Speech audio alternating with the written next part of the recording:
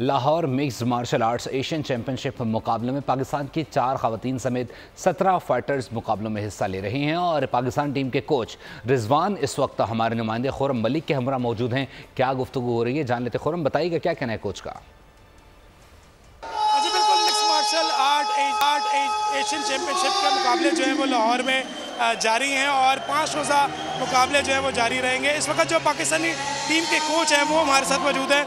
इनसे जानते हैं कि क्या समझते हैं कि पाकिस्तान में इस तरह के खेल को जो है फ़रोग़ दिया जा रहा है।